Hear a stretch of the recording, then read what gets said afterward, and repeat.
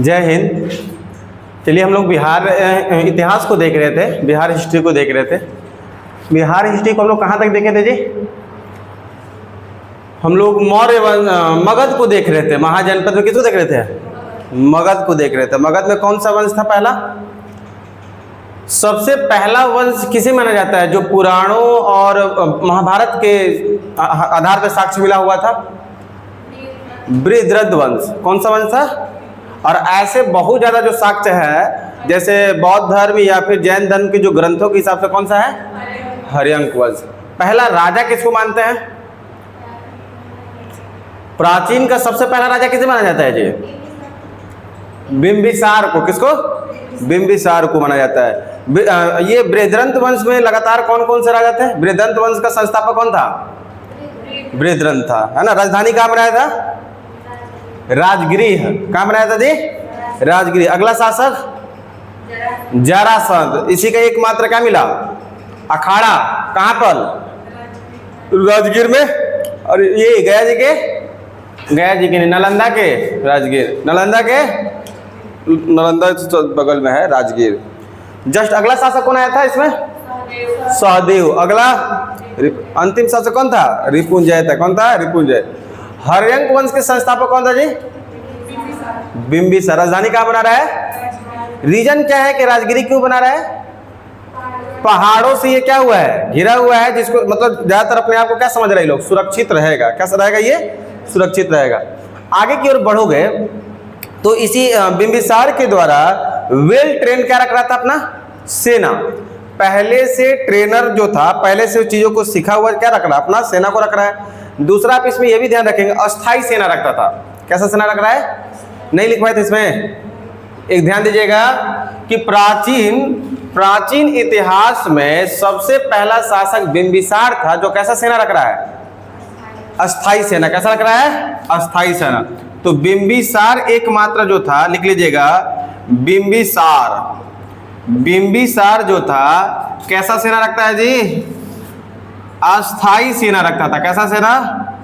अस्थाई सेना, मतलब परमानेंट। कैसा रख रहा था?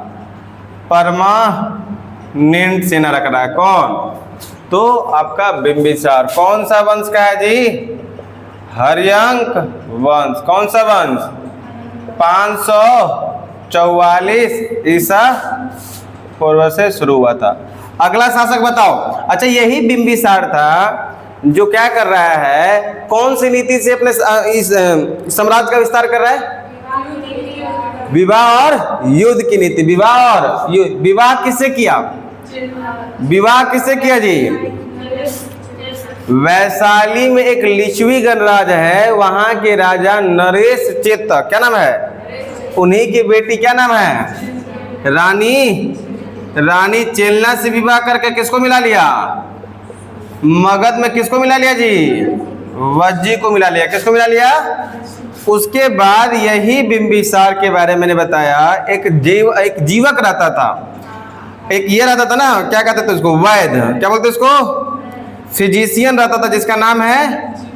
और यही जीवक को कहाँ भेजा गया? मगध। कहाँ भेजा गया था?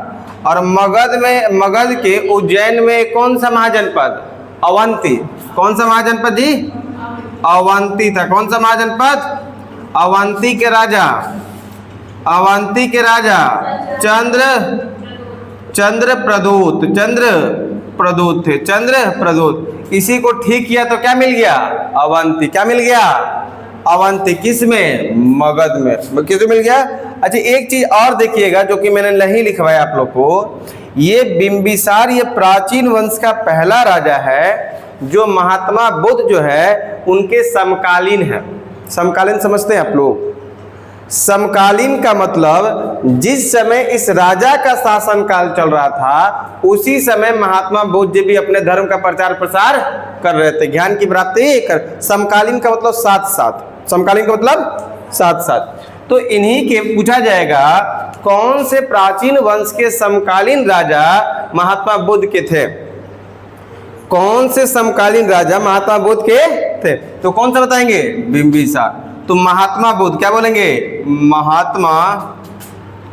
महात्मा बुद्ध के समकालीन, क्या बोलेंगे? समकालीन राजा, समकालीन राजा यानी शासक, समकालीन राजा या फिर शासक थे। कौन? बिंबिसार। कौन थे? और यही कारण हुआ कि बिंबिसार ने महात्मा बुद्ध जी को एक गिफ्ट में वेणु वर्ण दिया। क्या वो कौन सा वर्ण दिया? क्वेश्चन पूछा जाता है। बिंबिसार ने महात्मा बुद्ध जी को क्या दे रहा है? वेणु वर्ण। वेणु वर्ण क्या दे रहा है? वेणु। कहेंगे सर ये वेणु वर्ण क्या होता है? तो वेणु वर्ण का मतलब होता है बाबू बांस का बगीचा। क्या बोलते हैं? बांस का कौन दे रहा है? कौन दे रहा है जी बांस का बगीचा? किसको दे रहा है? महात्मा बुद्ध जी को। किसको? किस लिए? कि आप इस बगीचा में अपनी शिक्षा भिक्षा करिए, ज्ञान की प्राप्ति के लिए वहां पर अपना जो भी तपस्या करना है कर सकते हैं। तो ये क्वेश्चन बहुत अच्छा बनता है बाबू कि बताइए बांस का बगीचा यानी वेणुवन कौन से राजा महात्मा बुद्ध को दिया? बिंबिसार। कौन सा राजा? कौन सा राजा हो जाएगा? बिंबिसार। क्लियर? यहां तक बता दिए तब लोग को। अगला हर्यंक वंश में देखोगे, दूसरे नंबर का देखोगे तो अगला शासक इनका बेटा कौन था? अजात शत्रु हो जाएगा। अजात शत्रु। ये अजात शत्रु क्या कर दिया? अपने पिता को मार दिया। क्या कर दिया? इसलिए इसको क्या बोलते हैं? कुणिक। क्या बोलते हैं?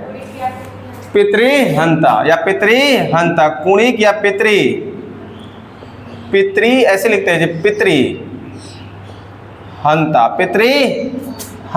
पितृहंता बोलते हैं या फिर कुणिक बोलते हैं। क्या बोलते हैं इसको? कुणिक। क्या बोलते हैं इसको? कुणिक बोलते हैं। किसको मार दिया? बिंबिसार को। किसको मार दिया? जब बिंबिसार को मार देगा तो जो वज्जी साम्राज्य था, वज्जी महाजनपद था मगध में मिला, तो वो क्या हो जाएगा? अलग होने लगेगा। रीजन बोल रहा है कि जब अपने तुम पिता का नहीं हो पाया, तो अपने बाप का नहीं हो पाया, तो हमारा क्या साम्राज्य का हो पाएगा? तो क्या होने लगा? अलग। क्या होने लगा? अलग। जिस कारण से अजात शत्रु लगभग 15 वर्षों तक क्या किया? उसको मिलाने का प्रयास कर रहा था। 15 वर्ष के बाद हथियारों के दम पे, किसके दम पे? कौन सा हथियार? दो को कौन नाम था बताओ? रथ मूसल। क्या बोलते हैं इसको? रथ मूसल और महाशिला कंटक। ये दो हथियारों के बल पे फिर से किसको मिला लिया? वज्जी को। किसको मिला लिया? वज्जी को। अगला शासक जो आएगा इन्हीं, यहीं तक कल बताए थे क्या? हैं? अच्छा बहुत संगीति बताए थे। और यही अजात शत्रु जो है, अच्छा ये अपनी राजधानी कहाँ बना रहे हैं जी? बिंबिसार अपनी राजधानी कहाँ बना रहे हैं? राजगिरी। कहाँ बनाएंगे अजात शत्रु अपनी राजधानी? राजगिरी। इनका बेटा एक आएगा जिनका नाम है उदयन। क्या नाम है? या उन्हीं को बोला जाता है उदयन। अगला राजा जो आएगा, तीसरे नंबर का जो शासक आएंगे, कौन आएंगे जी? उदयन। क्या बोलते हैं इसको? या फिर उदयन। क्या बोलते हैं? उदयन। दोनों नाम लिखा हुआ आपको देखने को मिल सकता है। अगला शासक कौन हो जाएगा? उदयन या उदयन। इसको इरेज कर ले आप लोग, इसमें लिखने वाला कोई चीज था नहीं। देखो तो अगला शासक कौन है बताओ? उदयन। अच्छा ये जो अजात शत्रु था, क्या यह पहली बौद्ध संगीति का शासक था? क्या पहली बौद्ध संगीति जो 483 ईसा पूर्व में हुआ था, इसके संरक्षक राजा कौन बने? अजात शत्रु। पहली बौद्ध संगीति कहाँ हुआ? कहाँ हो रहा है? राजगिरी में। और इसके कौन बने हुए थे? इनके पुरोहित कौन थे? महाकश्यप हो जाएंगे। तो हम लोग कौन सा वंश देख रहे हैं जी? हर्यंक वंश। कौन सा वंश? हर्यंक वंश का पहला शासक किसको देखे हम लोग? बिंबिसार हो जाएगा। बिंबिसार। राजधानी कहाँ बनाया? राजगिरी बनाया। ओहो, राजधानी कहाँ बना रहा है? राजगिरी बना रहा है। दूसरा शासक अजात शत्रु शत्रु। राजधानी कहाँ बनाया? राजगृह, राजगृह बनाया। तीसरा शासक, इन्हीं का बेटा, क्या नाम है इनका? इनका बेटा क्या नाम है? उदयीन। क्या नाम है? उदयीन। इनका बेटा का नाम है उदयीन। इन्हीं को बोलते हैं क्या? उदयन। क्या बोलते हैं? इन्हीं को अब समझने का प्रयास करते हैं। अजातशत्रु का बेटा का नाम है उदयीन। अजातशत्रु का बेटा का नाम क्या है? अजातशत्रु का बेटा का क्या नाम है? अजातशत्रु का बेटा का नाम उदयीन, यानी बोलते हैं उदयन। क्या बोलते हैं इसको? उदयन। हालांकि ये भी अपने पिता को मार दिया। जैसे अजातशत्रु बिंबिसार को मारा था, तू भी देख के सीख गया। ओह, किसको मार दे रहा है? अपने पिता को। किसको मार दिया? अजात। तो क्या इसको भी कुणिक कहेंगे? अरे इसको भी कुणिक तो कहेंगे ना। क्या बोलते हैं इसको भी? कुणिक, या फिर पितृहंता। पितृहंता ऐसे लिखाएगा जी, पितृहंता। उस समय मैंने लग रहा है रॉन्ग लिख दिया था। पितृहंता। क्या बोलते हैं इसको? पितृहंता बोला जाता है। अच्छा, उदयीन के बारे में क्वेश्चन क्या बनेगा, ध्यान देना, या उदयन के बारे में क्वेश्चन क्या बनेगा? यही उदयीन जो गंगा नदी है, और गंगा में जो सोन नदी मिल रहा है, आप लोगों को बताया है बिहार का ज्योग्राफी जब पढ़ा रहता है, बिहार की नदियों के बारे में, जो सोन नदी मध्य प्रदेश का अमरकंटक से निकल रहा था, और जो कि रोहतास में एंट्री कर रहा है, और पटना के कहाँ पर जाके मिल रहा है? मनेर जिला में। कौन सा जिला बताए थे? और जो पटना के मनेर जिला में, ऐसे जो बताए थे, आप लोगों को याद आ रहा होगा तो,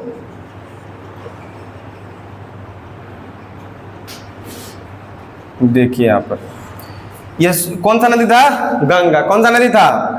इधर से कौन सा नदी आ रहा है? सोन। तो यहाँ जो गंगा नदी में मिल रहा है बाबू, यहाँ ध्यान दीजिएगा, गंगा नदी में जो मिल रहा है सोन नदी, इस क्षेत्र पे एक शहर की स्थापना कर रहा कौन? उदयीन। और उस शहर का नाम क्या था? पाटलिपुत्र। पाटलिपुत्र आज एगो स्टेशन है, पता है कि नहीं आप लोग को? बताओ, पाटलिपुत्र एगो स्टेशन है, नहीं पता है? अरे इधर बक्सर तरफ से जाओगे पटना ना, तो पहले पाटलिपुत्र पड़ता है, तब पड़ता है क्या? पटना। गया साइड से आओगे ना, गया साइड से कभी उधर से कभी आओगे तो पहले पटना, फिर कौन सा पड़ेगा? ज़्यादा दूर नहीं है, 2-4 किलोमीटर दूर है, ऐसे 5-6 किलोमीटर दूर लगभग है। तो जाओगे तो पहले पाटलिपुत्र नाम रखा गया है। तो आपको पता होगा पाटलिपुत्र का नाम बदल के ही बाद में पटना किया गया था। आज ना पटना है। तो जो पाटलिपुत्र की स्थापना कौन कर रहा है? उदयीन। कौन कर रहा है? कहां पर हो रहा है जी? जहां गंगा नदी और सोन नदी का क्या हो रहा है? संगम। गंगा नदी और सोन नदी के जहां संगम हो रहा है, उस जगह पे, उस शहर पे कौन सा शहर बनाया गया है? पाटलिपुत्र। कौन स्थापना किया है? उदयीन। कौन किया है? उदयीन। तो पहला काम हम देखें, इसका पहला काम देखें तो ये काम क्या किया जी? गंगा नदी, क्या बोलेंगे? गंगा नदी एवं सोन नदी। गंगा एवं सोन नदी, सुने हो ना? सोन नदी, लाल बालू। कौन सा बालू निकलता है जी? और कहाँ पर सफेद बालू निकलता है? अरे सोन नदी में लाल बालू, तो कहाँ सफेद बालू? गंगा नदी में सफेद बालू। नहीं बताया आप लोगों को, ज्योग्राफी में बताया हूँ। गंगा नदी एवं सोन नदी, गंगा नदी एवं सोन नदी के संगम पर कौन सा शहर की स्थापना हुआ जी? पाटलिपुत्र की स्थापना। किसकी? पाटलिपुत्र शहर की स्थापना किसने कर रहा जी? कौन किया? उदयीन ने किया। क्या किया? स्थापना किया। क्या किया? स्थापना कर रहा है। समझ में आ रहा है आप लोगों को? जिस कारण से ये अपनी राजधानी चेंज करेगा। अब राजधानी कहाँ लेके आ जाएगा जी? पाटलिपुत्र। तो उदयीन अपनी राजधानी मगध का कहाँ लेके आ गया? राजधानी चेंज कर दिया। कहाँ लेके आ गया? उदयीन। क्या नाम है इसका? अरे उदयीन कहाँ के लिए लिखना है जी? क्या लिखना है? वो तो चेंज नहीं किया था जी। पाटलिपुत्र। यहां तक समझ में आया आप लोग को? तीसरा शासक समझ में आया? तो उदयीन एक शहर की स्थापना किया जिसका नाम है पाटलिपुत्र, और उसी पाटलिपुत्र को क्या बना दिया? अपना राजधानी। क्या बना दिया उसको? राजधानी बना दिया। अगला शासक देखो हरियंक वंश में कौन आ रहा है। इसके बाद एक और शासक आएगा जिसका नाम है नागदशक। क्या नाम है? नागदशक। क्या नाम है इसका? नागदशक। क्या नाम है इसका?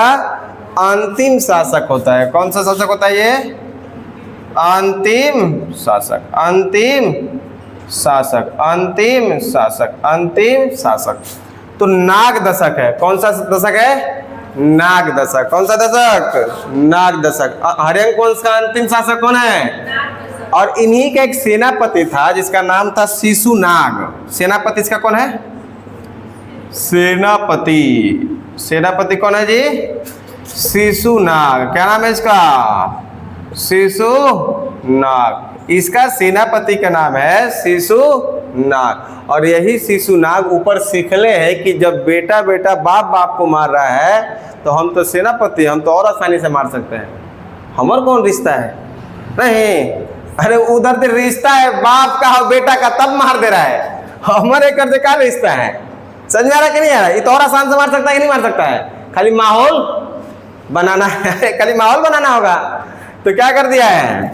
इसका हत्या कर दिया। किसका? नागदशक का। और जब ये अब राजा बनेगा, अब राजा बनेगा तो कहेगा ये वंश नहीं लेके चलना है, एक अलग वंश अब आ जाएगा। कौन सा वंश? शिशुनाग वंश। कौन सा वंश? तो हर्यंक वंश में कितना राजा? ये सीक्वेंस पूछा जाता है। बात समझ में आ रहा है? और जो बातें मैंने बताया यहाँ की इंपॉर्टेंट बात, उसको ध्यान में आप लोग को रखना। में भी याद हो गया होगा, है कि नहीं है? बिंबिसार कौन सा पहला राजा? दूसरा?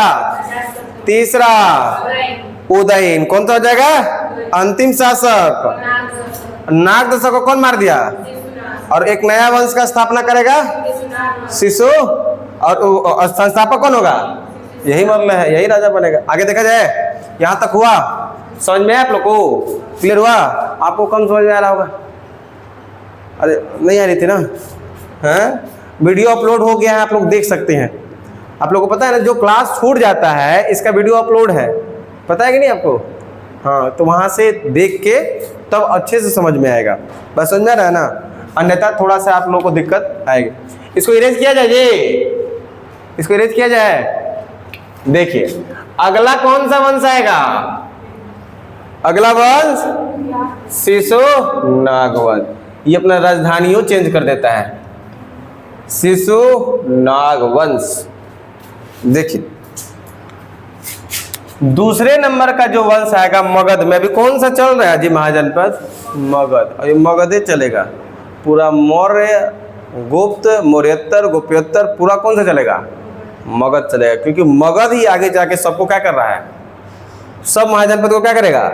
मिला लेगा और पूरा एकदम हुकुम वही करने वाला है। बात समझ में आ रहा है? अभी धीरे धीरे किसको किसको मिलाया है? वैशाली और दुग देखे ना आप लोग। चलिए आगे देखते हैं। तो दूसरा वंश कौन सा है? शिशुनाग वंश। शिशुनाग वंश। शिशुनाग वंश। राजधानी बताओ कहाँ बनाएगा ये? शिशुनाग वंश। ये जो राजधानी बना रहा है बाबू, वो राजधानी कहाँ बनाएगा? वैशाली को। पाटलिपुत्र हटा दिया और कहाँ बना दिया है? वैशाली को। जौन जौन राजा आएगा ना वो अपना अपना मन से बनाएगा। समझ में आ रहा है ना? अपने अपने हिसाब से देखेगा वो लोग। तो अपनी राजधानी कहाँ बनाया ये ना राजधानी वाला जो चीज़ है ना, कई बार पूछा जाता है कि ये शासक ने अपनी राजधानी कहाँ बनाया था, इस वंश में राजधानी कहाँ था मगध का। बात समझ में आ रहा है कि नहीं आ रहा है? तो कई बार ये पूछा। अभी मैं एक जगह लिखवा दूंगा कौन सा शासक ने कहाँ पर राजधानी बनवाया था। तो शिशुनाग वंश अपनी राजधानी कहाँ बना रहा है?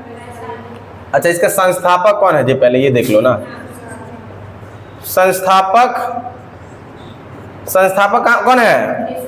शिशुनाग। शिशुनाग संस्थापक मार दिया था नागदशक को, तभी ना बनाया जी। अगला देखा जाए, इसमें उतना बढ़िया और कुछ काम किया नहीं। तो दो चीज इसमें याद रखना है। शिशुनाग वंश, किसी हत्या कर दिया था। हत्या किसका गया? नाग दशक का हत्या करके। नाग दशक का हत्या करके, नाग दशक का हत्या करके कौन सा वंश की स्थापना कर दिया है? शिशुनाग वंश। संस्थापक बन गया शिशुनाग। राजधानी बनाया, राजधानी बना वैशाली। अगला जो शासक आएगा, पहला राजा इसमें कौन आया है? शिशुनाग। पहला यही है ना। दूसरा राजा आप इसमें देखोगे शिशुनाग में, मैं ऐसे लिख देता हूं ये वाला, क्योंकि ये नंबरिंग 2 वहां हो गया है, ठीक है। तो दूसरा जो हो जाएगा यहां पर कालाशोक। नाम सुना सुना लग रहा, कहीं सुना है हम? बौद्ध संगीति में सुना है, दूसरे बौद्ध संगीति में सुना है। कालाशोक कौन सा हो जाएगा? अगला शासक का नाम है कालाशोक। कालाशोक को ही बोला जाता है काकवर्ण। कई सारे किताब में इसका क्या नाम मिलता है? काकवर्ण। ध्यान रखिएगा, कालाशोक को ही क्या बोलते हैं? काकवर्ण। अच्छा, हम लोग जो एक कौन सा हर्यंक वंश को 544 ईसा पूर्व से चल रहा था, हर्यंक वंश उसका लगभग डेट देखे थे कब से था? इसको कर लीजिएगा 412। क्या बोलेंगे? 412 BC। बस ध्यान देना, याद बात करने वाली बात है नहीं। हमने बता चुका है क्या याद करना है, कैसे याद करना है प्राचीन वाला में। तो कालाशोक यानी काकवर्ण अगला शासक बना। ये अपनी राजधानी को ये भी चेंज करने वाला है।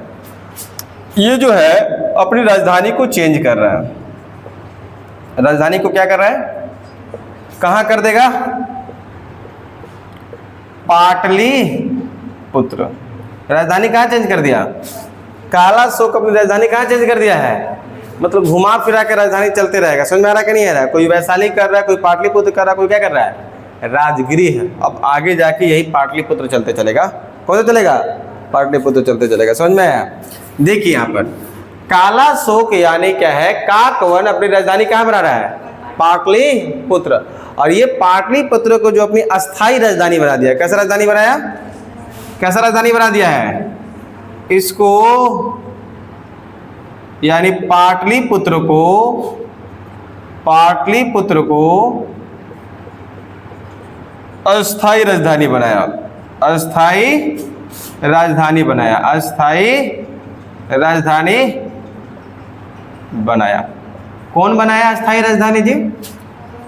कालाशोक। और इसके बारे में अगला लाइन हम लोग लिखे, इसी कालाशोक के समय दूसरी बौद्ध संगीति हो रही। कौन सी? कालाशोक के समय दूसरी बौद्ध संगीति हुई। दूसरी बौद्ध संगीति हुई। बौद्ध संगीति का मतलब आप लोग समझ में आ रहा होगा।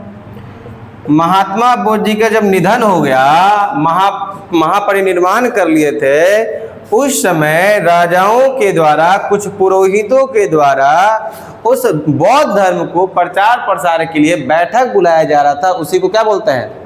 संगीति। बौद्ध संगीति। क्या बोलते हैं उसको? बौद्ध संगीति। पहला कौन थे? अजात शत्रु। दूसरा कालाशोक। तीसरा अशोक। चौथा कनिष्क यानी अशोक द्वितीय भी बोलते हैं। पहला का पुरोहित कौन थे? महाकश। दूसरा का कौन थे? शाबक मीर थे। तीसरा मोगली पुतीस। तीसरा, चौथा जगह कौन हो जाएगा? अध्यक्ष उपाध्यक्ष तीनों दोनों थे। वसुमित्र और अश्व घोष। वसुमित्र और अश्व पहला 483 ईसा पूर्व में। पहला 100 साल के बाद 300। अच्छा, ये नहीं समझ रहे हो कि 483 हुआ BC और फिर से ही घट रहा है, पढ़ना चाहिए बाबू। ये BC है पीछे। हाँ, तो साल पर बढ़ रहा है, तो आगे ही जा रहा है। ईसा पूर्व मतलब 0 साल से पहले वाला है। समझ में आ रहा है? इसमें कंफ्यूजन तो नहीं है। इसके बाद 250 ईसा पूर्व, उसके बाद 72 ईस्वी। देखो 72 ईस्वी आ गया, AD चलने लगा। ईसा पूर्व है, ईसा मसीह के जन्म से। और AD का मतलब ईसा मसीह के जन्म के बात समझ में आती है ना? पहला आपकी बौद्ध संगीति कहाँ हुआ था? राजगिरी में। दूसरा कहाँ हुआ? वैशाली में। दूसरा कहाँ हुआ? तीसरा अशोक ने करवाया पाटलिपुत्र में। पाटलिपुत्र। चौथा कहाँ हुआ? कुंडल वन में। कुंडल कश्मीर। कहाँ पर? कश्मीर में। तो कालाशोक के बारे में इतनी बातें याद रखना, बहुत ज्यादा कुछ है नहीं। पहला दूसरा कौन सा राजा है? कालाशोक। राजधानी कहाँ बनाया? पाटलिपुत्र। अस्थाई राजधानी बनाने वाला प्रशासक कौन था? कालाशोक यानी काकवर्ण था। और इसी के समय क्या हो रही है? दूसरी बौद्ध संगीति हुई है, दूसरी बौद्ध। अगला इसका राजा देखोगे बाबू, तीसरा में अगला जो शासक आएगा महानंदी। क्या नाम है? महानंदी। क्या बोलेंगे? महानंदी। अच्छा, महानंदी उनका भी नाम है? अरे शिव भगवान के सामने जो है ना, पता है उसकी कहानी आप लोग? उसके पीछे क्यों रखा जाता है उनको, पता है कि नहीं? उसके पीछे का रीजंस है। महानंदी जी को वहां रखा क्यों जाता है? और देखना उनका मुंह खुला है, उनसे मुंह से भाप निकलता है। ध्यान से देखे हो कभी? अरे महानंदी जी का उनका मुंह खुला हुआ है, खुला है, देखे हो कभी जाके मूर्ति? उसके पीछे का रीजन है, जो शिव भगवान है, जब यहाँ पर एक हो रहा था समुद्र मंथन बोलते हैं। क्या बोलते हैं? पढ़ोगे कभी कभी उनके बारे में, तो समुद्र मंथन हो रहा था। समुद्र मंथन हो रहा था क्या? समुद्र का मंथन, अमृत की खोजना था। कई सारा पुरोहित लोग मिलके, और वहाँ पर शिव भगवान भी थे, और क्या कर रहे हैं लोग? तो अमृत को खोज रहे हैं, समुद्र मंथन करके, मतलब खुदाई करवा। क्या खोजा जा रहा है? अमृत। और उसका जो मेन व्यक्ति जो थे, शिव भगवान शंकर जी थे। और जब खुदवाई कर रहे, तो उसी समुद्र मंथन के दौरान, अमृत खोजने के दौरान विष निकल गया, जहर। तो लोगों के द्वारा कहना था कि आप ही इस चीज को करवा रहे, तो सबसे पहले इसको पी के आप ही को साबित करना है। तो शंकर भगवान, शिव भगवान पहले वही पिए हुए थे। तो जब विष पिए, जहर को पिए थे, विष मतलब क्या आता है? जब पिए तो उनके गला में क्या होता है? प्रॉब्लम आने लगा। उनके गला में क्या आने लगा? प्रॉब्लम। और उसी समय से उनको उस प्रॉब्लम से छुटकारा के लिए, उनको थोड़ा अच्छा महसूस के लिए, एक होती है शिवरात्रि, वो आता है 9 दिन को जल चढ़ाया जाता है। आप लोगों को पता है? अरे होता है ना, उसमें कौन सा पूजा होता है? उसमें नवरात्रि या शिवरात्रि? नवरात्रि होता है कि शिवरात्रि होता है? 9 दिन जल चढ़ाया जाता है। कितने दिन? कितने दिन? नहीं, 9 दिन किस में जलाया जाता है? हाँ, उसी में जाके उनको, उनके लिए उस पर्व को क्या किया गया है? चालू किया गया। सुबह सुबह जाएंगे लोग, बच्चियां लोग, महिलाएं लोग करती हैं, जल चढ़ाती है। और यही कारण है कि नंदी को सामने खड़ा किया, नंदी जी को खड़ा किया गया है, और भाप से उनके गले में आएगा, उनको क्या मिलेगा? राहत मिलेगा। समझ में आ रहा है? उसके पीछे का ये कॉन्सेप्ट है। कभी पढ़ोगे तो उसमें समझ में आता है। समझ में आ रहा है कि नहीं आ रहा है?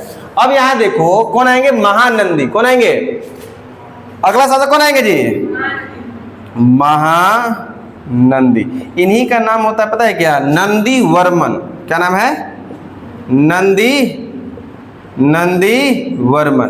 तो महानंदी या नंदी वर्मन, महानंदी या नंदी वर्मन, महानंदी या नंदी वर्मन। ये भी अपना राजधानी कहाँ बना के रखेगा जी? पाटलिपुत्र। कहाँ रखेगा? पाटलिपुत्र। इतना योग्य शासक था नहीं। पाटलिपुत्र कहाँ रखेगा राजधानी? राजधानी कहाँ रखेगा इसका? पाटलिपुत्र। पाटलिपुत्र अपनी राजधानी कहाँ रख रहा है? पाट। अच्छा, इसी का एक सेनापति था जिसका नाम था महापद्म नंद। क्या नाम था? महापद्म नंद। इन्हीं का एक सेनापति हो जाएगा महापद्म नंद। क्या नाम हो जाएगा इनका? महासेनापति का नाम। इन्हीं के अंदर एक काम कर रहे थे, सेनापति कह सकते हैं, महापद्म नंद। महापद्म नंद, महापद्म नंद। ये एक तरह से क्या थे? ये गैर क्षत्रिय थे। कैसा थे जी? गैर क्षत्रिय। गैर क्षत्रिय कैसे थे ये? गैर क्षत्रिय, गैर क्षत्रिय थे, गैर क्षत्रिय। तो देखो तीसरा जो शासक हुए महानंदी या नंदी वर्मन, जो कि अपनी राजधानी वही पाटलिपुत्र को ही लेके चलना पड़ेगा, क्योंकि ये क्या बना दिया था? अस्थाई बनाया हुआ था। ये इनकी एक सेनापति थे जिनका नाम था महापद्म नंद। इनकी क्या करेगा? हत्या। क्या करेगा? और अपना क्या बनेगा? राजा। क्या बनेगा वो? तो यही सिलसिला चलते रहेगा आगे। पूरा देखोगे ना, चाहे मुगल का देख लो, चाहे दिल्ली सल्तनत का देख लो, चाहे कोई भी इतिहास में, मारेगा या मरवाएगा और खुद अपने सत्ता पर बैठेगा। यही होता है पूरे इतिहास में, यही सुनने को मिलेगा। कोई दूसरा नहीं मारेगा मरवाएगा। कौन मरवाता है? अपन लोग। कौन मरवाता है? अपना लोग। तो सेनापति है भाई, प्रमुख, वही तो मार रहा है। अंदर होड़ रहती है कि हम भी राजा बने, अंदर होड़ नहीं रहता है कि हम भी राजा बने। समझ में आ रहा है कि नहीं आ रहा है? तो ये चीजें देखने को मिलता है। तो ये तीसरा राजा हुआ कौन सा वंश का? शिशुनाग वंश। तो शिशुनाग वंश में 3 ऐसे शासक हुए। कौन सा? पहला शिशुनाग। पहला कौन है? दूसरा? तीसरा? इसी का सेनापति मार दिया किसको? किसको मार दिया? महानंदी। अगला वंश लेके आएगा नंद वंश। कौन सा वंश लेके आएगा? नंद वंश। इरेज किया जाए यहां तक चीजें आपको समझ में आया? अगला शासक लेके आया जाए। अगला वंश कौन सा? संस्थापक कौन बनेगा? महापद्म नंद। महापद्म नंद। देखो, और नंद वंश जो आएगा ये 312 ईसा पूर्व, लगभग लगभग कितना, ये कितना लिखे हुए थे हम? हरियंक वंश 544, और इसको कितना लिखे हम? 12 लिखे हैं, तो 312 नहीं होगा, ऐसे ही 300 के अप्रोक्स ही है, 300 कुछ करके है, देख लीजिएगा, उसको ध्यान दीजिएगा, उस डेट को भी याद नहीं रखना है, ठीक है। अगला देखिएगा, जो तीसरा वंश आएगा जी, कौन सा आएगा? कौन सा आएगा? नंद वंश। कौन सा वंश आ रहा है? नंद वंश। नंद वंश के संस्थापक कौन? संस्थापक कौन हो जाएगा जी? संस्थापक कौन हो जा रहा है? महापद्म नंद।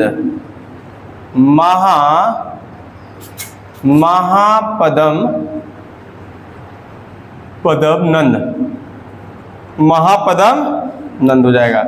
और अगला ही राजा इसका कौन बनेगा? अगला राजा कौन बनेगा? इसका शासक कौन बनेगा जी? नंद वंश का अगला शासक कौन बनेगा? महापद्म नंद। महापद्म नंद। ये क्या था? गैर क्षत्रिय था। अब सुनना है, अपनी राजधानी कहाँ बनाएगा? पाटलिपुत्र। राजधानी कहाँ बनाएगा? राजधानी कहाँ बना रहा है? पाटलिपुत्र। कहाँ बनाएगा? पाटलिपुत्र हो जाएगा। अब समझिएगा, गैर क्षत्रिय का मतलब क्या होता है? आज वर्तमान में जिस धर्म को देख रहे हो, हिंदू है, सिख है, मुस्लिम है, ईसाई है, पहले नहीं था। आप लोगों को पता है, पहले 4 धर्म होते थे। कितने धर्म? आप इतिहास में पढ़ोगे, केवल 4 धर्म होते थे। वो 4 धर्म उनके पूजा पाठ के आधार पे नहीं थे, उनके कार्यों के आधार पे थे।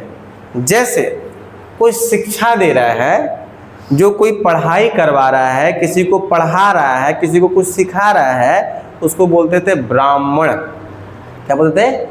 ब्राह्मण। दूसरा जाति, ये पहला जाति हो गया जो सबसे ऊपर माना जाता था, जो शिक्षा देने वाले को सबसे ऊपर। दूसरा एक जाति होता था, देखो, पहली जाति कौन हो गया? आज का ब्राह्मण नहीं समझिएगा, है ना, है ना, पहला ब्राह्मण। दूसरा जो हो जाएगा क्षत्रिय। क्या बोलते हैं इसको? क्षत्रिय ऐसे थोड़ी लिखते हैं, ये वाला क्षत्रिय होगा जी? नहीं, यही वाला होता है ना, क्षत्रिय। तीसरा हो जाएगा वैश्य। क्या होता है? चौथा जो होगा शूद्र। क्या बोलते हैं? ये वाला क्षुद्र लिखा जाता है, में भी देख लीजिएगा, क्षुद्र। क्या बोलते हैं इसको? क्षुद्र बोलते हैं। देखो, 4 जाति। पहले ये सब जाति नहीं था जो आज है, बहुत खराब है, ये सब चीज़ें देखने को मिलता है, अपने आप में लोग लड़ता है, झगड़ता है। पहला ब्राह्मण। ब्राह्मण का मतलब यही है जो भाई शिक्षा दे रहा है, जो किसी को भिक्षा दे रहा है, किसी को कुछ सिखा रहा है, उसको किस कैटेगरी में रखा है? ब्राह्मण। क्षत्रिय का मतलब क्या है? दूसरा का क्या कर रहा है? मतलब कि परीक्षा कर रहा है या फिर संरक्षण कर रहा है, वहाँ पर एक सेना में है। आज ऐसे समझो कि जैसे ही क्षत्रिय का मतलब जो सेनापति लोग होता था, क्या होता था? सेना में होता था। संरक्षक बोल सकते हो। क्या बोल सकते हो इसको? संरक्षक। जो दूसरे यहाँ क्या कर रहा है? मदद के लिए, दूसरे लोगों को सुरक्षा देने के लिए कार्य कर रहा है, क्षत्रिय। जैसे आज के डेट में कहें तो कौन हो जाएगा क्षत्रिय? आर्मी। कौन हो जाएगा? अरे जो बॉर्डर पे हो रहा है, क्या कर रहा है? सुरक्षा दे रहा है कि नहीं दे रहा है? बॉर्डर पे क्या कर रहे हैं वो लोग? सुरक्षा दे रहा है कि नहीं दे रहा है? बॉर्डर पे जो सुरक्षा दे रहा है उसको क्या बोलते हैं? क्षत्रिय। तीसरा देखो, वैश्य का मतलब क्या होता है? जो इतिहास में पहले प्राचीन में या बाद में देखोगे, जो व्यापारी करता था, पहले व्यापारी होती थी, लोग दूर दूर से क्या कर रहे थे? व्यापार कर रहे थे। जो व्यापारी कर रहे हैं, क्या कर रहे हैं? जो व्यापारी कर रहे हैं उसको क्या कहते थे? वैश्य। क्या कह देते हैं? वैश्य। जो व्यापार कर रहे हैं दूसरों से उसको क्या बोल रहे हैं? वैश्य। और वही जो दूसरे यहाँ जो काम कर रहे हैं, क्या कर रहे हैं? दूसरे यहाँ जाके क्या कर रहे हैं? काम कर रहे हैं, उसको क्या बोल रहे हैं? दूसरे यहाँ काम करते थे। जैसे नहीं होता था घरों में खाना बनाना, घरों में कपड़ा धोना, जो छोटी जाति के लोग होते थे वो लोग काम करने जाते थे। तो पहले यही 3 जाति था, 4 जाति था, मतलब यही। हाँ देखिए यहाँ पर पहला कौन सा हो रहा है? ब्राह्मण। शिक्षा देना, क्या करना? शिक्षा देना। अब पहले शिक्षा देने का बड़ा अलग वो था, जंगलों में मतलब बैठकर, चौतरा टाइप का होता था, वहां पर क्या कर रहा है? लोग बैठकर शिक्षा दिया जाए शांति माहौल में। वहां से एक जाते हैं गुरुजी और आता है कौन है? शिष्य। कौन आ रहा है? शिष्य। और जाके उस चीजों को पढ़ाता, पूरा ध्यान से लोग पढ़ता था। और वहां फीस उस नहीं था, क्या था? गुरु दक्षिणा। गुरु दक्षिणा था ना, घर से कुछ लेके आ गया, सर ये वाला ले लीजिए, हई खाने वाला, हाउ खाने, ऐसे चल रहा था। नालंदा विश्वविद्यालय आप लोग को पता कैसे चल रहा था? पैसा नहीं, मतलब अपने घर से किसी घर में अनाज छोड़ रहा है बढ़िया, मतलब चावल कर रहा है, किसी घर में सब्जी हो रहा है, किसी घर में कुछ और है, वो लेके आ रहा है, गुरु जी को दे रहा है गुरु दक्षिणा के रूप में। पैसा थोड़ी था पहले, समझ में आ रहा है कि नहीं आ रहा है? अब बहुत बेहतरीन था पहले।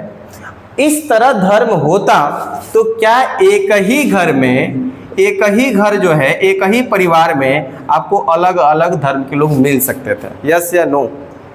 अरे हो सकता है उस घर में मान ले एगो माई एगो बाबू है ना, पिताजी, और 2-3 गो लड़का है, तो एगो एकदम अच्छा सा क्या कर रहा है? शिक्षा दे रहा है। एगो आर्मी में चला गया है, कहाँ चल गया है? आर्मी में चल गया, तो शिक्षा दे रहा था, क्या हो गया? ब्राह्मण। और सुरक्षा दे रहा था, क्या हो गया? क्षत्रिय। और कोई व्यापारी कर रहा था, क्या हो गया? और दूसरा यहाँ काम कर रहा था, क्या हो गया? तो क्या एक ही घर में 4 जाति के लोग हो सकता था कि नहीं? बताओ। आज संभवता है तो बता दो हमको, मार के भगा देगा घरे वाला, वही जाति, भाग भाग जल्दी भाग, अब उधर। हकीकत है या नहीं है? तो पहले का बड़ा बेहतरीन जाति धर्म था, और ये पहले ऐसे ही चल रहा था। भाई शिक्षा दे रहे हो तो ब्राह्मण वाले कैटेगरी में, तुम दूसरा को सुरक्षा दे रहे हो तो सेना और संरक्षण वाला तो क्षत्रिय वाला में चलेगा, व्यापार करे तो वैश्य हो जाएगा, और दूसरे का काम करे। अब बात आएगी ये क्या थे? गैर क्षत्रिय थे, क्षत्रिय नहीं थे। मतलब इससे पहले जितने लोग थे आप देखो सब सेना में था। अरे वहां से नाग दशक को जो मारा, शिशु नाग मारा, कहाँ था? सेनापति था। आगे उन लोग का बेटा जो होगा कहीं ना कहीं उन लोग के अंदर ही काम कर रहा होगा। ये एकमात्र शासक हुआ, क्या बना? गैर क्षत्रिय, मतलब छोटा जाति के लोग। नाई जैसे जानते हो, आज नाई एक जाति होता है, सुने हो नाई? तो ये नाई जाति कहते हैं। कौन सा जाति? कौन सा जाति? नाई वगैरह जाति कहते हैं। छोटी जाति भी मानी जाती है शायद नाई वगैरह का, तो नाई जाति किए थे। और जिस कारण से इनके अंदर एक होड़ था कि सब बड़ी जाति के लोग ही राजा बन रहा है, मैं राजा बनूंगा तो सब बड़ी जाति को एक करके मारूंगा। मारा था ये, समझ में आ रहा है? जब ये राजा बना, इसके बारे में यही इंपॉर्टेंट चीज है कि जब महापद्म नंद राजा बने तो उस समय गैर क्षत्रिय होने के कारण जितने भी क्षत्रिय थे उस सबको मारा, जितना क्षत्रिय लोग था सबको। जिस कारण से इनको एक उपाधि दिया गया, सर्व क्षत्रांतक। क्या बोला गया? सर्व क्षत्रा। इनको एक और नाम से जाना जाता है, उग्रसेन। कई बार इनका नाम ये पूछ लिया जाता है, उग्रसेन। किस नाम से जाना जाता है? उग्रसेन। इनका एक और नाम है, लिखिएगा, इन्हीं को उग्र सेन के नाम से जाना जाता है। नाम से जाना जाता है। किस नाम से जाना जा रहा है जी? इन्हीं को उग्रसेन के नाम से जाना जाता है। बात समझ में आया? और जब ये क्या कर रहे हैं? सभी क्षत्रियों को बहुत बुरी मार मारे, बहुत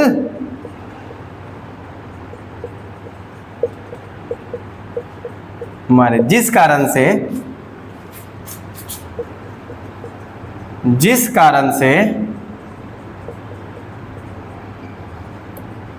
इनको सर्व क्षत्रांतक का उपाधि मिला। जिस कारण से इनको सर्व छत्रांतक, सर्व छत्रांतक का उपाधि प्राप्त हुआ। समझ में आया आप लोग को ये बात है? तो कौन सा उपाधि ये धारण कर रहे हैं? सर्व छत्रांतक। ये कौन से जाति के? नाई जाति के, छोटी जाति का। कौन से में आ जाएंगे? शूद्र में। किस में आ रहे हैं? क्षुद्र में करके आ जाएंगे। आगे इन्होंने एक और अच्छा काम किया, पता है क्या? ये पहला शासक बने, मगध के ये पहला राजा बने जो उड़ीसा में एक कलिंग है।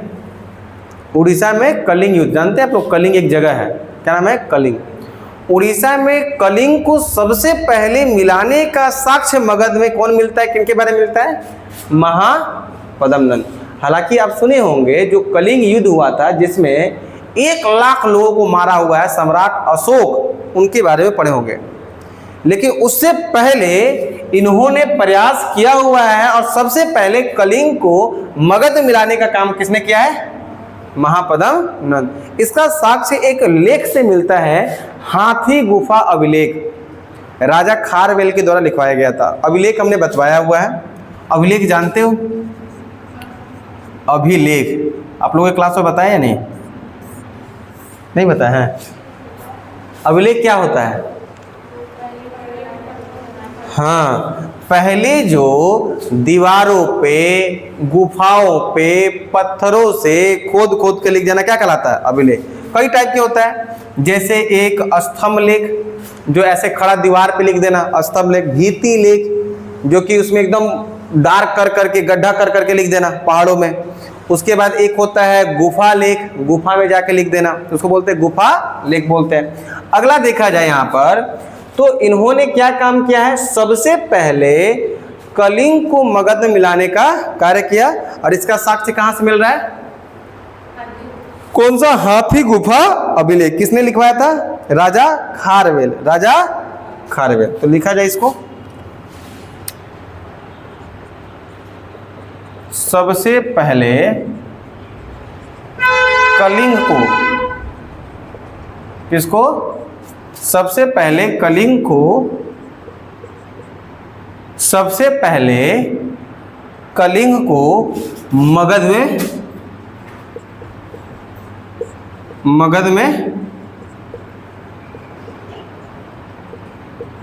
में मिलाया था। इसका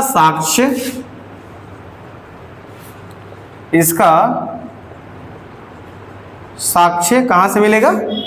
हाथी गुफा अभिलेख। कौन सा अभिलेख जी? हाथी गुफा अभिलेख। हाथी गुफा अभिलेख किसने लिखवाया था? राजा खारवेल। राजा खारवेल ने लिखवाया। किसने लिखवाया? राजा खारवेल। बात समझ में? यहाँ तक महापद्मनंद के बारे में समझ में है? ये क्या थे? एक क्षुद्र थे। क्या थे? छोटी जाति के लोग थे।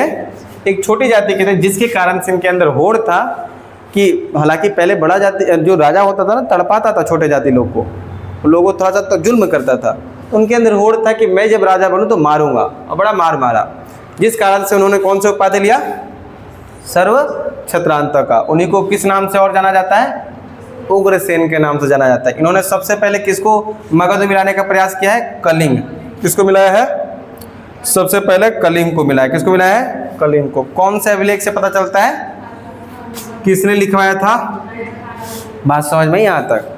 अगला राजा देखा है ना, इसका दूसरा, घनानंद। कौन राजा आएगा? घनानंद। कौन सा राजा आएगा अगला? बड़ा प्रतापी राजा था, बड़ा जालिम राजा था। एक होता है ना, 1-2 को निकल जाता है, जैसे घर में 4 गो लड़का है तो वो नालायक निकल जाता है, जुआ खेलेगा, सिगरेट पिएगा, बदमाशी करेगा, है कि नहीं है? और घरे वाला पूरा परेशान रहता है से। ऐसा होता है कि नहीं होता है? सुने हो कि नहीं? होता है ना? तो मेन ये सब खराबी होने का मेन कारण पता है क्या होता है? संगति। जैसा संगत होगा वैसे ही आप भी करोगे। तो देखो संगति में जो आपके दोस्त यार खराब हैं तो आप उससे दोस्ती हटा लो या देख लो वो सुधर जाता है तो बढ़िया है, चाहे लड़का है चाहे लड़के, कोई भी। संगति खराब है तो बाबू आने वाले समय में आपके, जैसे मान लो 4 दोस्त है ना, ऐसे मान लो कितने दोस्त हैं?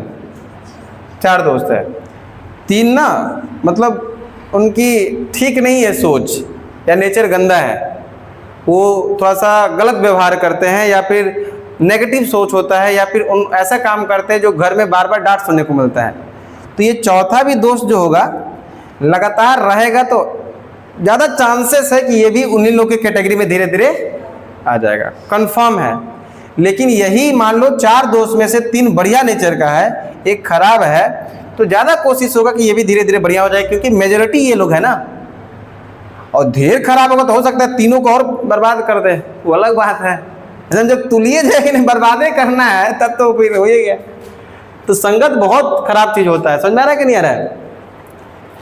एक अच्छा भी चीज होता है, कहो अच्छे के लिए तो क्या है, बढ़िया है। तो देखना होता है कौन कैसा है ना जी। नहीं बताए थे नया नया दोस्त जो होता है वो मौसम की तरह है, कैसा है? अब पुरान हो गया तो जलवायु बन गया, बता दें कि नहीं आप लोगों को? मौसम यानी कब मतलब बिगड़ सकता है, बारिश धूप छाए कब होने का है और बारे में भी कुछ नहीं जान रहे हो। मौसम आपको नहीं पता है, कभी भी हो सकता है, लेकिन आपको जलवायु पता है। देखिए मार्च आ गया, गर्मी होना स्टार्ट होगा, जुलाई में ज़्यादा गर्मी होगा, अगस्त सितंबर में बारिश होगा, नवंबर दिसंबर में ठंडा, स्वेटर निकालना है, रजाई निकालना है। तो जब वही दोस्त के साथ 3 महीने या 6 महीना रह जाओगे तब थोड़ा पता चल गया कि कब वो खिसियाएगा। क्या गलती बोल रहे हैं हम? अब जैसे ही 3-4-6 महीना हो जाएगा तब आपको पता चलेगा कैसे इसको फुसलाना है, और तुम उसका राज जान गया ना, बात समझ आ रहा है? कैसे इसको खुश करना है, क्या इसको बढ़िया लगता है, बात समझ में आ रहा है कि नहीं आ रहा है? तो पुराना दोस्त कैसा होता है? जलवायु, और नहेगा कहो बिगड़ जाएगा वो। समझ में आ रहा है कि नहीं आ रहा है? बात समझ आ रही कि नहीं आ रही है? तो ये कुछ लाइव का उदाहरण है। अच्छा देखो हम लोग कौन सा वंश देख रहे थे? वंश बताओ जल्दी। नंद वंश। पहला राजा कौन देखे? महापद। इसका दूसरा देखो शासक कौन आ रहा है? घनानंद। कौन आएगा? घनानंद आएगा। कौन आएगा? घनानंद आता है। देखो घनानंद भी अपना शासक है, अपना राजधानी कहाँ बनाएगा? राजधानी कहाँ बना रहा होगा? पाटलिपुत्र। राजधानी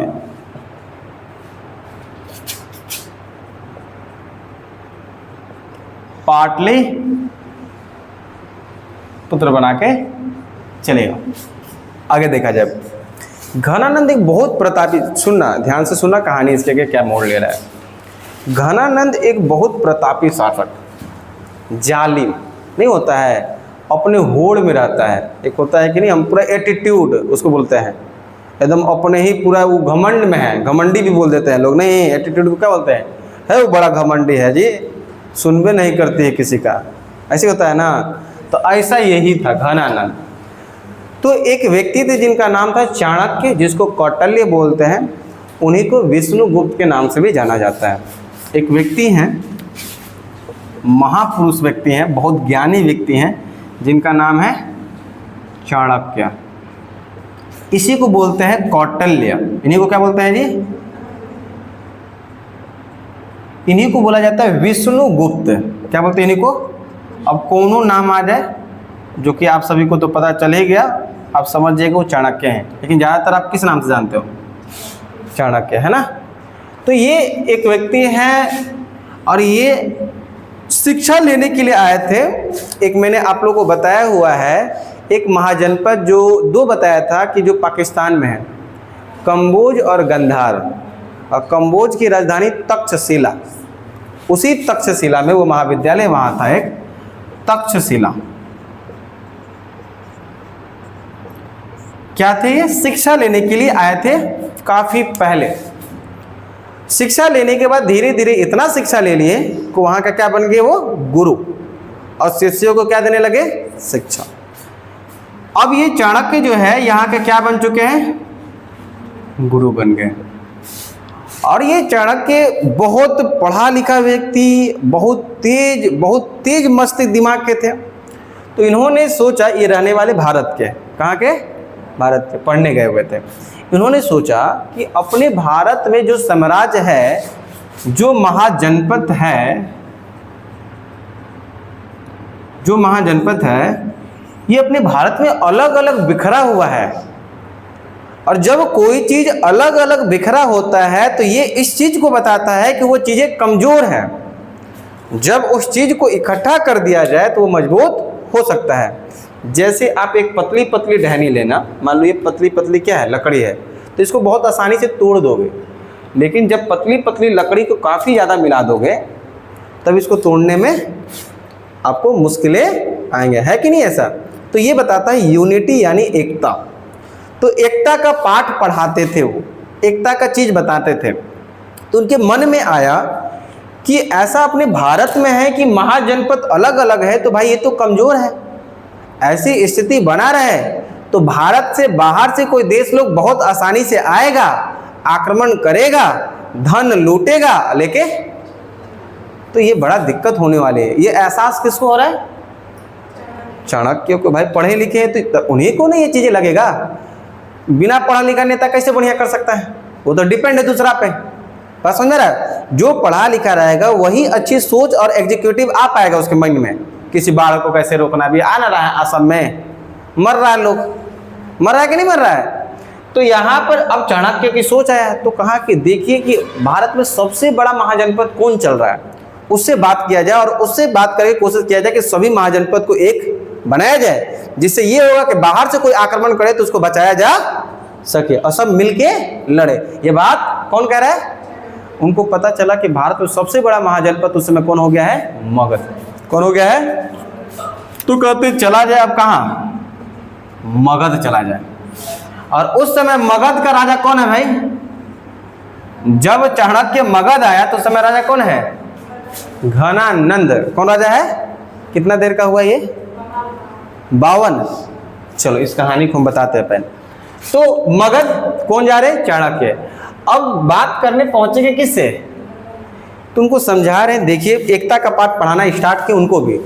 देखिए आज हम लोग जो भारत में हैं, इस मगध में, मगध नो डाउट थोड़ी सी बड़ा महाजनपद बनी है, लेकिन और भी महाजनपद अलग अलग है। जैसे यूपी में 8 हैं, आप देखें, दक्षिण भारत में 1 है, आपने देखा, भारत के बाहर 2 था उस समय, आपने देखा, तो वो सभी, राजस्थान में 1 है। तो कह रहे कि क्यों नहीं हम लोग सभी महाजनपद को एक बनाए और वहाँ पर एक को बना दिया जाए। तो कह रहा है कि तू यही लाई आया है, ऐसे ही मतलब नहीं होता है, अपमान करने लगा। उसको बोलते हैं ना, एक इसी को बोलते हैं ना घमंडी, बहुत ज़्यादा घमंडी था। तो उनको अपमान बहुत ज़्यादा किया, कह रहा है कि मुझे कोई ऐसी ज़रूरत नहीं है। कौन कह रहा है? घनानंद। तो यहाँ पर इनका अपमान किया, अपमान बहुत खराब तरीके से किया। ये चाणक्य को, कौटिल्य को धक्का देके बाहर से फेंक दिया। नहीं होता है कि यहाँ से भगाओ, तो धक्का दिया और वो आपस में गिरे। तो एक सीखा बांधते थे वो, चाणक्य क्या थे? सीखा। सीखा मतलब चोटी बांधते थे। सीखा मतलब क्या बोलते हैं, है ना, चोटी बांधते थे। तो जो सीखा बांधते थे ये, तो धक्का से इनका सीखा खुल गया। क्या हो गया? सीखा। तो बहुत वो गुस्सा हुए, लेकिन वो गुस्सा को बड़ा शांत किए। कहें कि देखिए इस सीखा को मैं तब तक नहीं मतलब बांधूंगा, तब तक मैं इसको नहीं बांध रहा हूँ, मैं शपथ लेता हूँ कि तब तक इस सीखा को नहीं बांधूंगा जब तक इस मगध से घनानंद को उखाड़ नहीं फेंक दे। उन्होंने उसी समय एक मतलब अपने आप से कमिटमेंट किया, वहीं पर बोला उनको कि मैं जब तक इस सीखा को नहीं बांधूंगा जब तक कि हम किसको नहीं उखाड़ फेंकेंगे, इस घमंडी को नहीं उखाड़ फेंकेंगे। शपथ वहाँ से लिया और आगे बढ़ा, वहाँ से चले गए वो, और सच में वो सीखा को नहीं बांधे, अपनी चोटी को नहीं बांधे। और यही समय है, कुछ समय के बाद ये पता चला कि भारत में एक बहुत बड़ा आक्रमणकारी यूनान आक्रमणकारी आने वाला है। यूनानी कौन आने वाला है? यूनानी आक्रमणकारी आने वाला। कौन? सिकंदर। आप सुने होंगे सिकंदर, अलेक्जेंडर सिकंदर एक विश्व विजेता माना जाता है। वो ऐसा खतरनाक आक्रमणकारी है, इतना खतरनाक वो युद्ध करता है कि जहां युद्ध करेगा उसको लूट ही लेता है, कभी इतिहास में हारा, इसलिए विश्व विजेता के नाम से उसको जाना जाता है। और समझ में आ रहा है? तब एक डेट आएगा, यहां ध्यान दीजिएगा, कहानी को समझने का प्रयास करिए। 326 BC, 326 ईसा पूर्व में यहां पर कौन आक्रमण करने आ रहा है? सिकंदर, अलेक्जेंडर सिकंदर आ रहा है, जिसको विश्व विजेता बोला जाता है 326 ईसा पूर्व में। ये बात भनक किसको लग रहा है? चाणक्य को। जिस बात की डर थी वो होना शुरू हो गया। बात समझ में? पढ़े लिखे व्यक्ति को देखिए पहले से वो चीजें पता चलता है, अनुमान लगाते हैं, तो उनको पता चला। तो कह रहा है कि इस घनानंद से बाद में निपटा जाए, ये तो घर का खेती है, जो बाहर से आ रहा है पहले उसको निपटना बहुत जरूरी है। तो वो एक जो चाणक्य है, शिक्षा भिक्षा में बहुत आगे है, मस्तिष्क में तेज है, लेकिन बल में तो भाई जब शिक्षा बहुत ज़्यादा है ना किसी के पास, तो वो बल ऑटोमेटिक लोग को बना सकता है, एकता बना सकता है, क्योंकि अपनी बुद्धि से। और जो बहुत ज़्यादा बलवान है उसके पास बुद्धि नहीं, वो हार जाता है। बल बढ़ा के बुद्धि बोलते हैं ना, तो वही बात है। तो यहाँ पर क्या है, हालांकि बोला जाता है कि नहीं सर बल ही बड़ा है, बुद्धि तो छोटी ही को है दिमागवा में, एक लॉजिकल देखो तो चाणक्य ने कोशिश किया कि पहले घनानंद को बाद में देख लिया जाएगा, अब किसको सबक सिखाना है? सिकंदर। उसे लड़ने के लिए अपना कुछ जो शिक्षा भिक्षा देते थे, एक सेना तैयार कोशिश की है, सेना तैयार करने के लिए प्रयास करना स्टार्ट किया। वो ना महिलाओं को विश्व महिलाएं बनाते थे और पुरुषों को भी विश्व पुरुष बनाते थे। अब समझो, विश्व पुरुष ये बनाते थे, विश्व महिला क्या बनाते थे? चाणक्य क्या बनाते थे? विश्व पुरुष भी बनाते थे और विश्व महिला भी बनाते थे। ये वाला विश्व लिखना, विश्व महिला, समझना विश्व पुरुष और विश्व महिला क्या होता है। चाणक्य विश्व पुरुष भी बनाते थे और विश्व महिला भी बनाते थे। विश्व पुरुष का मतलब ऐसा पुरुष जिसको शुरू दौर से, शुरुआती से थोड़ा थोड़ा उसको पॉइजन देना, जहर देना। क्या देना? मतलब उसके पास एक अहम शक्ति हो कि थोड़ा थोड़ा जहर खाने के बाद उसके अंदर क्या हो, जहर खाने से उसकी मृत्यु ना हो। जैसे ना हम लोग क्या करेंगे, आज से ही हम थोड़ा थोड़ा ड्रग्स लेना स्टार्ट करें, थोड़ा थोड़ा, तो 1 साल या 2 साल तक लेते हैं, तो आने वाले समय में हम बहुत ज़्यादा भी ड्रग्स लेंगे तो मेरे पे असर नहीं करेगा। क्यों? क्योंकि मेरी क्षमता हो चुकी है। बात समझ में रहे? आज यही कारण है कि जो थोड़े थोड़े की दिक्कतों में मेडिसिन खाता है, दवाई खाता है, उसको बीमारी होने के बाद जब बड़ा दवाई खाएगा तो असर, क्योंकि शरीर की उसकी क्षमता हो गई है कि शुरुआती दौर से ही दवाई खा रहा है, और दवाई खाते खाते उसकी शरीर की कैपेसिटी हो गई कि हथनी दवाई से कुछ होगा नहीं, हथना दवाई खाना पड़ेगा। बात समझ में आ रहा है कि नहीं आ रहा है? इसलिए डॉक्टर बार बार बोलता है, या फिर अच्छे डॉक्टर से मिलोगे, पढ़ोगे आगे जाके, तो दवाई से थोड़ा परहेज करना चाहिए हम सबको। वो मेडिसिन इतना खराब केमिकल हो गया है, जो आज के डेट में आप लेते हो छोटे छोटे चीज़ों पे, तो आगे कभी आपको कोई बीमारी होती है तो दवाई जल्दी सूट, रीजन कि आपने वैसी दवाई कई बार पहले डिवाइड। बात समझ में आ रहा है कि नहीं? ये चीज़ें होते रहता है। तो ये विश्व पुरुष बना रहे, विश्व महिला बना रहे थे पहले से ही। और यहाँ से कौन आ रहा है भाई? सिकंदर। कौन आ रहा है? सिकंदर। सिकंदर आना शुरू कर दिया है।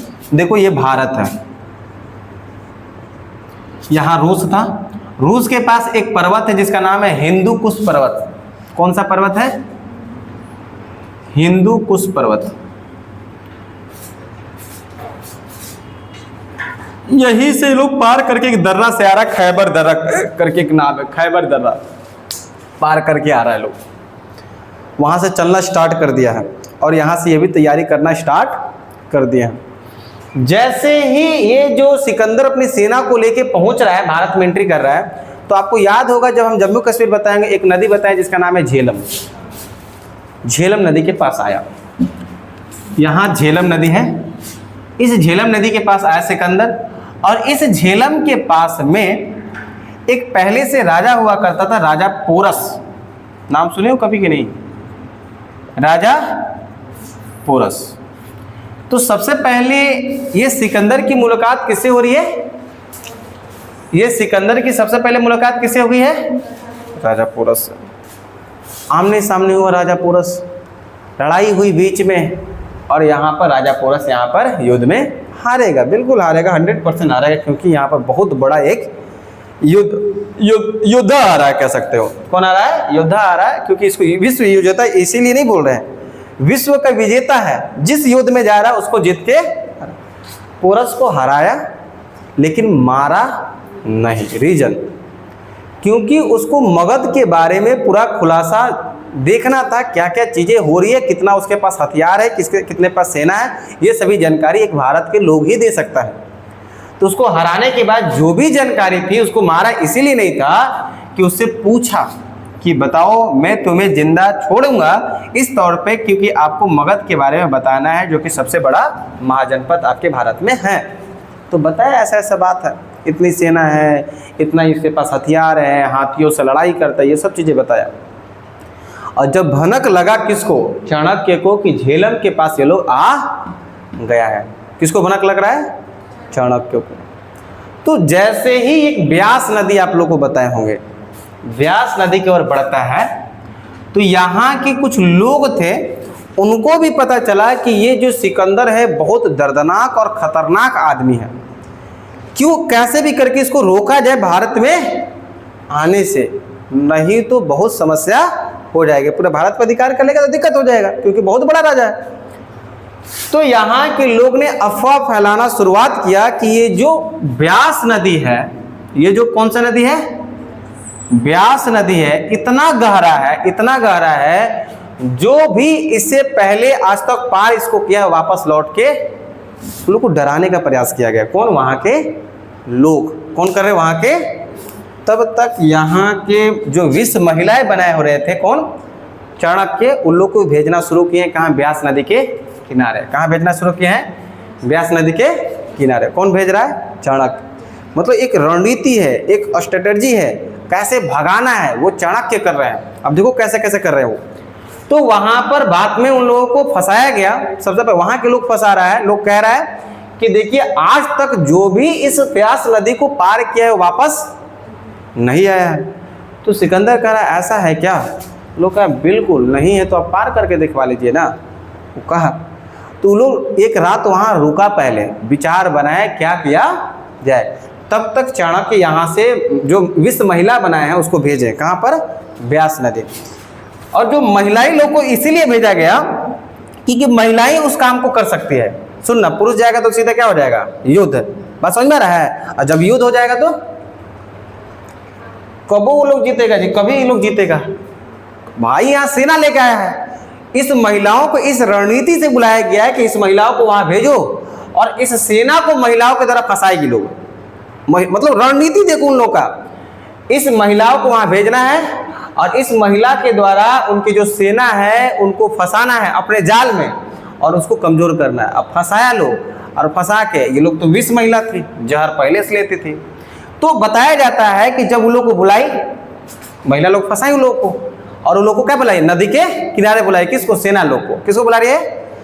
और जहर उन लोग को दे दी, जैसे एक चुम्बन के द्वारा। मतलब ये लोग क्या कर रही है? मतलब बुलाई, चुम्बन के द्वारा उनके मुंह में जहर डाल दी। जितने भी सेना है जहर डाल दी, और उन लोग के अंदर क्षमता ही नहीं कि जहर को, मतलब ऐसा इन लोग को बचपन से ही दिया जा रहा था, क्योंकि इनके अंदर क्या है? क्षमता है कि जहर को सह सकती है। चुम्बन के द्वारा जहर डाल दी और वहां से लोग मारा गया, कुछ सेना मर गया। जैसे ही सुबह हो रहा है तो यहाँ देख रहा अलेक्जेंडर सिकंदर, यहाँ पर तो ये लोग मारा गया। क्या हो सकता है ये नदी को पार कर रहा था क्या? तो उन लोगों को उस बात को सच लगने लगा जो वहां के लोग बताने लगे। मतलब इस तरह से रणनीति किया गया, इस तरह से प्लान बनाया गया कि पहले उन लोगों को डराना है, वहां तक रोकना है, महिलाओं को महिलाओं से आकर्षित करना है, फिर जहर, फिर मारा। तब अलेक्जेंडर सिकंदर को ऐसा लगने लगा कि नहीं ये बातें सच है। फिर वहां से वो घूमना स्टार्ट किया और वापस लौट चुका था। वो वापस क्या हो गया? सिकंदर जो है, अलेक्जेंडर सिकंदर वापस लौट। ये कहानी में जिक्र है, आप पढ़ोगे तो कभी देखने को मिलेगा। तो नहीं तो भारत पे उसकी कब्जा हो गई होती ना, भारत को जीता नहीं। रीजन क्या है? वहां से पार नहीं कर पाया ब्यास नदी को, वहां से वापस क्या हो गया? लौट जा रहा है। जब वापस लौटा, वापस लौटने के बाद उसको पता चला कि आगे जाते जाते फिर उसकी मृत्यु हो गई थी। लगभग 323 ईसा पूर्व में किसकी मृत्यु हो गई? रास्ते में किसी बीमारी या किसी कारण से किसका मृत्यु हो गया? सिकंदर का। किसका मृत्यु हो गया? रास्ते में ही सिकंदर का क्या हो गया? मृत्यु हो गया। कब हो गया मृत्यु? कब मृत्यु हो गया? 323 बीसी। 323 बीसी में कब मृत्यु हो गया? 323 बीसी में। कब मृत्यु हो रहा है? 323 बीसी में। किसकी मृत्यु हो गया? सिकंदर। तो चाणक्य को थोड़ा सा राहत मिला कि कम से कम एगो तो बला टला, वो बहुत बड़ बला था, वो आ गया होता तो बहुत बड़ा समस्या होता। ये चाणक्य ने पॉसिबल किया। अब आगे इसी का एगो सेनापति था, सुनो, इस चाणक्य के एक प्रमुख सेनापति था जिसका नाम था सेल्यूकस निकेटर। क्या नाम था? Seleucus Nicator. Seleucus Nicator. क्या नाम है? Seleucus Nicator. देख रहे हो एकदम कैसे कैसे महिलाओं को लेके गया था वो, और कह रहा है लोग को फंसाओ और बुलाओ और उसके चुम्बन के द्वारा जहर डाल देना, और मर गया। मतलब एक ही चाणक्य है भाई, उसको बुद्धि से कैसे कह सकते हो? मतलब वो स्ट्रेटजी लगाया, वो वहां से भगाया। दूसर का बात नहीं होता, दूसर के बस के बात है। वो उतना बड़ा सेना को, आधा को तो निपटा दिया लोग ऐसे ही, आधा लेकर भागा था। जब ये मरा सिकंदर, सेल्यूकस निकेटर उनका एक प्रमुख सेनापति था। पता नहीं उसके मन में ये हुआ कि जाते जाते ये पता चला, वहाँ जब पहुँच रहा है अपना, और कह रहा है कि भाई हमारे आका तो मारे गए, उनकी सपना पूरा नहीं हुआ जो भारत को जीतना चाहते थे। तो उसके मन में कह रहा है फिर से सेना तैयार करो, फिर से यहाँ पर चलना है भारत में। क्या करने के लिए? आक्रमण। उसमें सिकंदर नहीं है, अब कौन है? और ये लोग जो लड़ाई लड़ता था, पता है कैसे लड़ता था? अपने घोड़ा से, घोड़ा वगैरह से लड़ाई लड़ता था। और मगध मजबूत पता है किस आधार पे होता था? हाथी से। मगध के पास क्या था? क्योंकि भारत में सबसे पहले ही युद्ध होने के लिए घोड़ा और हाथी का यूज किया जाता था। समझे? किसका? घोड़ा और हाथियों का यूज किया जाता था। अब देखो 323 ईसा पूर्व। अब चाणक्य के ऊपर एक जब बला टला, तो ये दूसरा बला बाद में आएगी, थोड़ा समय के बाद, 305 ईसा पूर्व की बात है। उससे पहले अब एक अपने शिखा को तो वैसे खुलल है, उसको भी तो बांधना है भाई। उनकी चोटी क्या है? खुला है। अब इसको क्या करना है? बांधना, क्योंकि शपथ लिए हैं। और शपथ किसका है? इसको उखाड़ के अब इसके काम करेगा वो। कौन? चाणक्य। कह रहा है इसको हटाने के लिए सबसे पहले एक छोटा मुझे राजा को तैयार करना पड़ेगा जो उससे युद्ध कर सके। अब तैयारी में लग गया, एक क्या बनाना? राजा। तो एक व्यक्ति को खोजा, बहुत दिन से खोज रहा था और देख रहा था कौन योग्य है, और उसको खोज के लाया और ट्रेनिंग देना शुरू किया। पूरे वर्ष उसको क्या दे रहा है? ट्रेनिंग दे रहा है। उसका नाम है चंद्रगुप्त मौर्य। क्या नाम है? हाँ, उस व्यक्ति को खोजा। कौन? चाणक्य। पहले कहानी सुनो, लिखना नहीं है। अभी कहानी समझ में आ रहा है? एक हम लोग तरफा किसको भगाए? जाते जाते मर गया, लेकिन एक और बला आएगा कुछ साल के बाद। लेकिन जब शिखा खुला उनका, तो वो शपथ को भी पूरा करना है। तो अब एक चंद्रगुप्त मौर्य, एक व्यक्ति थे जिनका नाम है चंद्रगुप्त मौर्य। देखिए, पहले इन व्यक्ति को चाणक्य ट्रेनिंग दिए खूब, चाहे तलवारबाजी हो, चाहे कूटनीति हो, चाहे किसी भी तरह से जो राजा को मतलब होना चाहिए, वो सभी चीज़ों को सिखा रहे हैं। और पूरे वर्ष अपने ही निगरानी में उसको क्या किया? ट्रेन। और सेना को भी तैयार कर रहे हैं। किसको मारना है? घनानंद को मारना है। समझ में आ रहा है कि नहीं आ रहा? घनानंद को मारना। तो भाई ये चंद्रगुप्त मौर्य को तैयार कर रहा हूँ। जब तैयार हुआ है तो अब युद्ध के लिए कहा कि अब तुम तैयार हो गए हो, अब युद्ध किया जाए। किससे? घनानंद से। किससे युद्ध करना है? तो कई दफा युद्ध हुआ। एक बार हुआ, हार गया। कौन हार रहा है? चंद्रगुप्त। और दुखी कौन हो रहा है? भाई यही भेज रहा है ना, इसके पीछे सपोर्ट किसका है? चाणक्य का। तो एक बार हारा, दोबारा भी हारा, तीसरा। तो जब लगातार युद्ध कर रहा था, हार रहा था, तो इसका हिम्मत टूट रहा था। उसी हारने के दौरान या जब युद्ध के लिए जा रहा था तो कई बार इस घनानंद की बेटी को भी देखा हुआ था। कौन? चंद्रगुप्त मौर्य।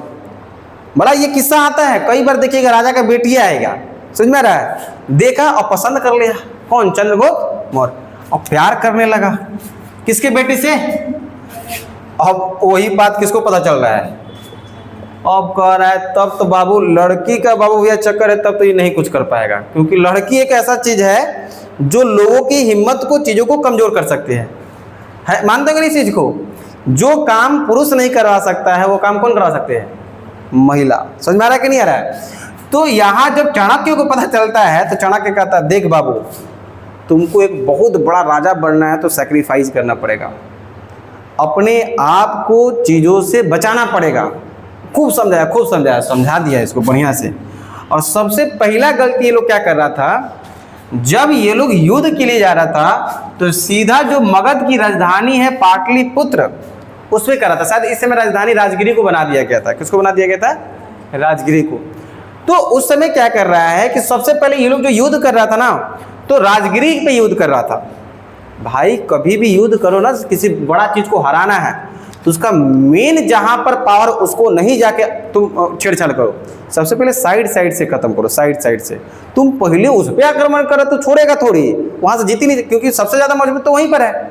सबसे ज्यादा अपनी सेना को मजबूत कहाँ करेगा? राजधानी में। और राजधानी में तो जा रहा था। तब एक बार जंगल में गुजर रहे थे कौन? चाणक्य।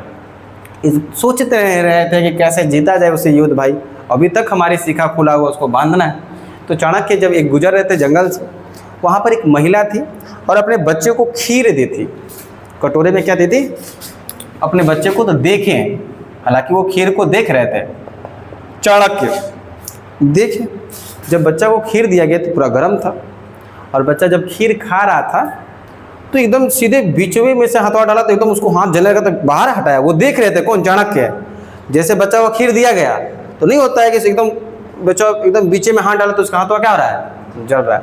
तो उनकी माता जी पता है क्या कही? बाबू पहले किनारे किनारे से तुम खीर को खाओ, जलेगा। कहेंगे धीरे धीरे किनारे वाला जल्दी जल्दी वो ठंडा होगा ना। तो वो चीज़ को सुने कौन? चाणक्य। फिर अपने युद्ध नीति में इसको अप्लाई करने का प्रयास किए। हम लोग कह रहे, चाणक्य क्या कह रहे हैं कि हम लोग जिस चीज़ को प्रयास करें कि हम लोग सीधे बीचे में जाके कूद रहे हैं, जो हम लोग के लिए सही। पहले कहाँ जाना है? उसके आसपास चीज़ों को मारना है, उसको जीतना है, उसके बाद तो राजधानी को ऐसे कर लेंगे। तो देखो कहाँ से उनका मतलब नॉलेज उनका क्या है। एक खीर के कटोरे के खीर से वो सीख के अपने युद्ध में लगा रहे हैं, बिल्कुल लग जाएगा। तब कहें कि चाणक्य बाबू सबसे पहले हम लोग जो गलती कर रहे थे वो गलती, अब किनारे किनारे पहले जीतना, और किनारे किनारे जो शासक था उसको जीतना शुरू किया, और जीतने के बाद उसके राजधानी को भी जीता और इसको मार भगाया। अब मार ही नहीं भगाया, जान से मार दिया गया। घनानंद को जान से मारा कौन? चाणक्य। और वही चाणक्य के गुरु कौन? मतलब चंद्रगुप्त मौर्य मार रहा है। कौन मार रहा है? क्योंकि ये राजा था ना, और उसके गुरु कौन है? तो कई बार क्वेश्चन आता है चंद्रगुप्त मौर्य के प्रधानमंत्री कौन है? प्रधानमंत्री बोलो, गुरु बोलो, जो भी बोलना है, कौन है? चाणक्य यानी कौटिल्य। अब यहां से जीतेगा कौन? चंद्रगुप्त मौर्य। तो कब मार दिए? देखिए घनानंद को यहाँ ध्यान दीजिएगा, एक डेट आएगा कब मार रहे हैं? 322 BC में। 322 घनानंद को कब मारा गया? कब मारा जी? 322 ईसा पूर्व में। 322 ईसा पूर्व में। अब राजा कौन बनेगा? राजा कौन बनेगा जी? चाणक्य नहीं बनेंगे। हाँ, अब और क्या रहेंगे? इसके राजधानी रहेंगे, पूरा बैकअप में सपोर्ट रहेंगे, पूरे सलाहकारी बनेंगे कौन? चाणक्य। और लेकिन राजा कौन बन रहा है? चंद्रगुप्त। अब अगला वंश कौन सा आएगा? मौर्य वंश। कौन सा वंश आएगा? मौर्य वंश। आगे हम लोग देखेंगे मौर्य वंश को। अब यही चंद्रगुप्त मौर्य सीधे सीधे एक जैन धर्म भिक्षु से, भद्रबाहु से भेंट होगा, जैन धर्म को अपनाएंगे, और जैन धर्म में अपनाने को अपने आप को जान त्याग कर देंगे, ऐसे ही आत्महत्या कर लेते हैं। आगे हम लोग देखेंगे। फिर इसको किसको लाएगा? सेल्यूकस निकेटर को देखना है। ये 305 में आएगा, कुछ साल के बाद। तब तक अपना सेना को तैयार कर चुका होगा। आज की क्लास समझ में आप लोग को क्लियर हुआ? तो हम लोग कल कहाँ से देखेंगे?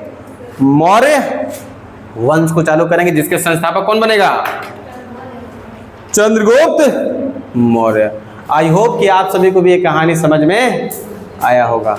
चलिए आज की क्लास हम लोग यहीं तक रखते हैं। जय हिंद।